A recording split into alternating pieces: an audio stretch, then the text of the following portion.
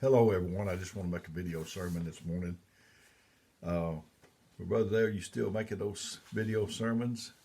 Yeah, I'm still getting people that comment and let me know that they're helping them, and I get some requests from time to time. And today, I'm going to be in 1 Corinthians 7:13 through 16, maybe something like that. And there's people that one of the mates go to church, the other one don't, and that kind of thing. And maybe the man goes to church and the woman don't, or vice versa. The woman goes to church and the man don't. So I'm going to be in 1 Corinthians 7:13 through 16 in the King James Version of the Bible to start off with. And it says, "And the woman which hath a husband that believeth not, and if he be pleased to dwell with her, let her not leave him. For the unbelieving husband is sanctified by the wife, and the unbelieving wife is sanctified by the husband. Else were your children unclean, but now are they holy. But if an unbelieving depart, let him depart. Our brother or sister is not under bondage in such cases, but God hath called us to peace. For what knowest thou, O wife, whether thou shalt save thy husband? Or knowest thou, O man, whether thou shalt save thy wife?" I might have could have used a different scripture, and I'm going to read a few more as we go along. But we're talking about trying to win your mate over to the Lord, and I'm going to read it a little bit more and then go on. Likewise, wives. This is 1 Peter 3:1 through 6, King James Version of the Bible. "Likewise, wives, being subject to your own husbands, that if any obey not the word, they also may be without the word, be won by the conversation of the wives, while they behold your chaste conversation coupled with fear, whose adorning, let it not be the outward adorn of the plaiting of the hair, wearing of gold, or putting on the apparel." That's not what drew me to the Lord. "But let it be the hidden man of the heart, in which is not corruptible, even the ornament of a meek and quiet spirit, which is in the sight of God a great price. For after this manner in the old time, the holy women also, who trusted in God, adorned themselves, men in subjection unto their own husbands, even as Sarah obeyed Abraham, calling him Lord, whose daughters you are, as long as you do well and not afraid with any amazement."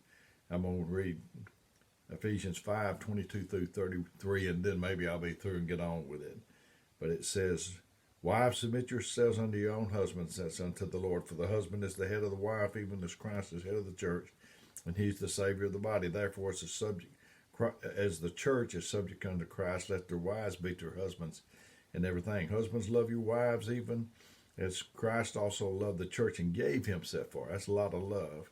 "That he may sanctify it and cleanse it with the washing of water by the word." If you don't do it that way, you may have a little stink going on. "That he may present it to himself a glorious church, not having spot or wrinkle, nor any such thing, but that it should be holy and without blemish. So ought men to love their wives as their own body. He that loveth his wife loveth himself. For no man yet ever hated his own flesh, but nourished it and cherished it, even as the Lord of the church. For we are members of his body, of his flesh, of his bones. For this cause shall a man leave his father and mother, and shall be joined unto his wife, and they two shall be one flesh. This is a great mystery, but I speak concerning Christ in the church. Nevertheless, let every one of you in particular so love his wife even as himself, and the wife see that she reverence her husband." I have a little bit of experience in this area because Melinda had salvation 7 years before I did, and she went to church by herself. And in God's mathematics is different than man's mathematics. In man's mathematics, 1 plus 1 is 2. In God's mathematics, 1 plus 1 is 1. When a man and a woman married, they're 2, and when they married, they're 1. So it's only in God's mathematics that this can be true. People say marriage is 50-50. Not in my opinion. I'm like Brother Billy Parker, I think, was the one that I heard said it's 100-100. There's a communication gap between a man and a wife oftentimes. They speak different languages, a man and a woman.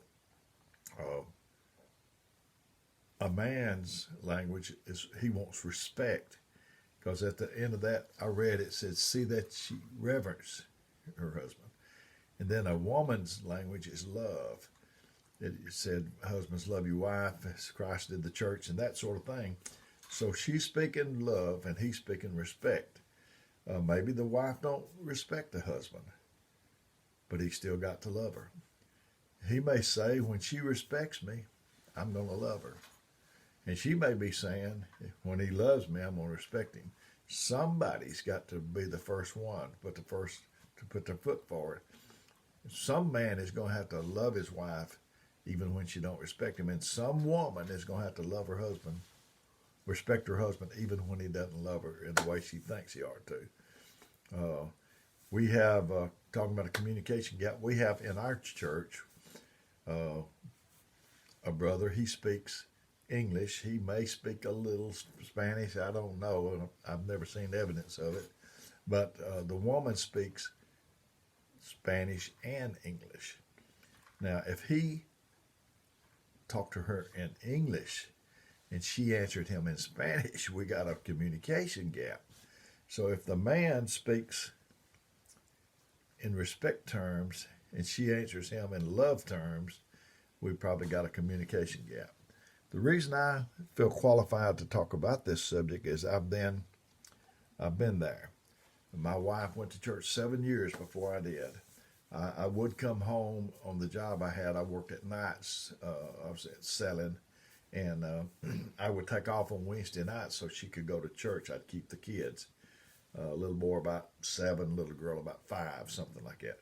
So I did that for her, but she just kept on keeping on. And you know, Samuel, Hannah and she wanted Samuel's mother.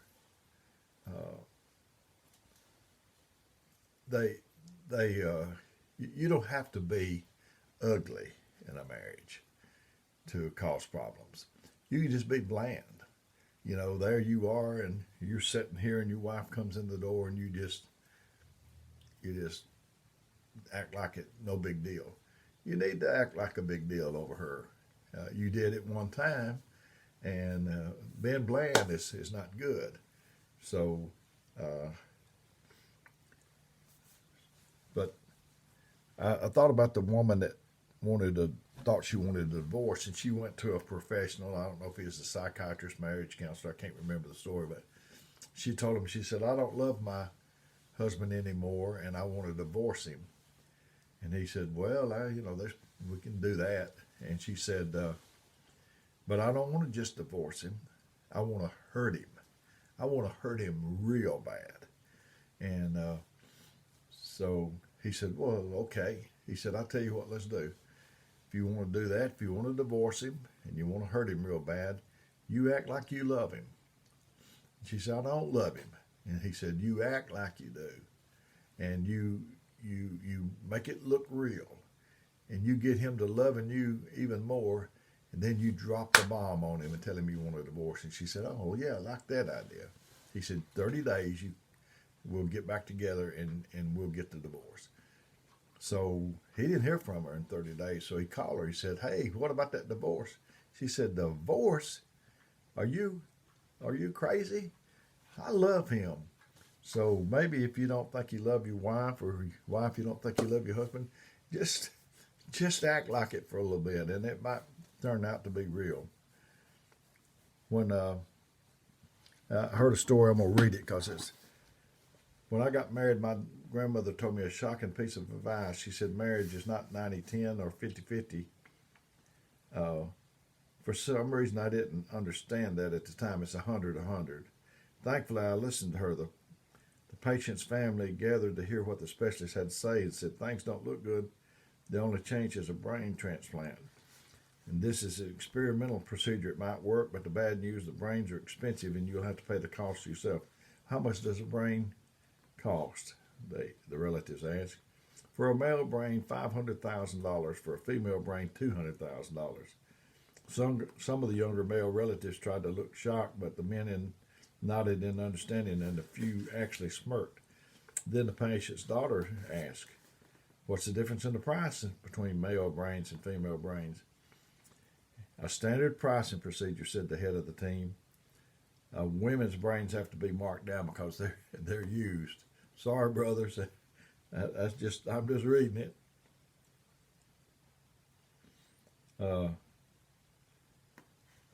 It said Sir Winston Churchill once asked Lady Astor to the point that she angrily retorted, if I were your wife, I'd give you arsenic to drink. Churchill calmly responded, and if I were your husband, I'd gladly drink it. Marriage should be a duet. When one sings, the other claps. A happy marriage is a union between two good forgivers. Brother David Jones told my wife, Brother David Jones, I bring him up a lot, but and two more sisters, that if they would work for the Lord, he would bring their husbands in. He didn't say might.